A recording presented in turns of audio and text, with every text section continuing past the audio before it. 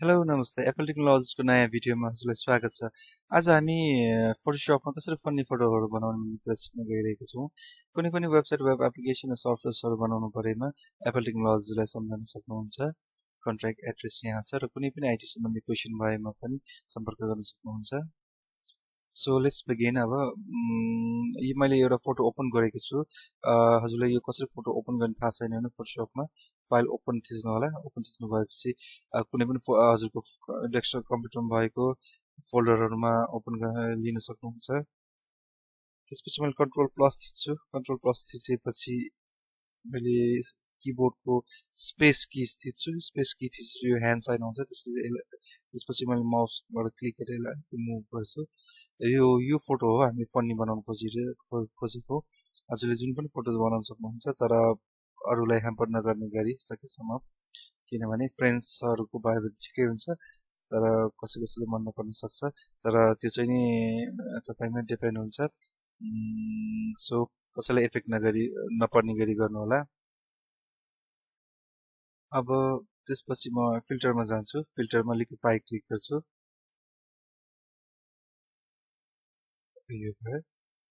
मैले धेरै कम्प्युटर प्रोग्रामहरू रन गरिरहेको छु अहिले यो कम्प्युटरमा, त्यसैले अलिकति लोड टाइम लिइरहेको छ। अब यो आयो। त्यसपछि अब यो टुल एउटा छ, क्लिक गरी हेरौँ के हुन्छ। यस्तो भयो टुलले। अब अर्को एउटा टुल छ यो टुल युज गर्दाखेरि चाहिँ नि मैले कर्ली ब्र्याकेट थिच्छु लेफ्ट साइडको, राइट साइडको कर्ली ब्र्याकेट। यो थिच्दाखेरि आँखा ठुलो हुन्छ।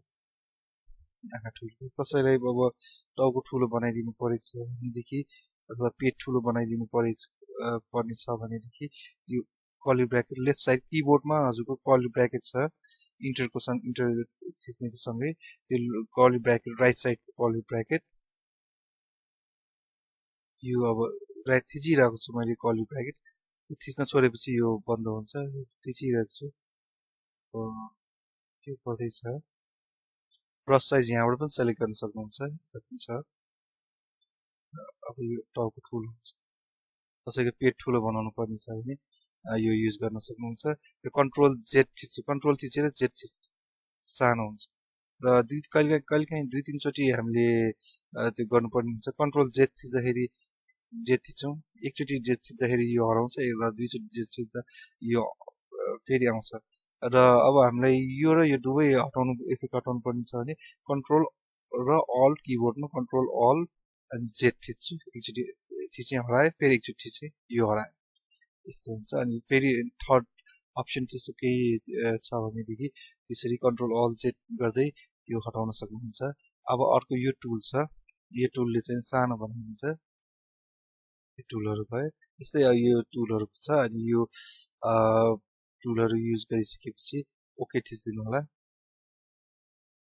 अब ओके थिचिसकेपछि त्यो अघिनको लिक्विफाई बक्स पपअप बक्स हट्यो।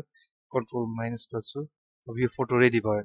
अब यसमा केही लेख्न चाहनुहुन्छ भने यो टेक्स्ट टुल युज गरेर लेख्न सक्नुहुन्छ। र यसलाई अब फ्रेन्ड्सहरूलाई गिफ्ट गर्नको लागि चाहिँ अथवा केही हँसाउनको लागि केही रमाइलोको लागि चाहिँ अरूलाई कसैलाई ह्याम्पर नपर्ने गरी रमाइलो गर्नको लागि चाहिँ यो रेडी भयो। Thank you for watching.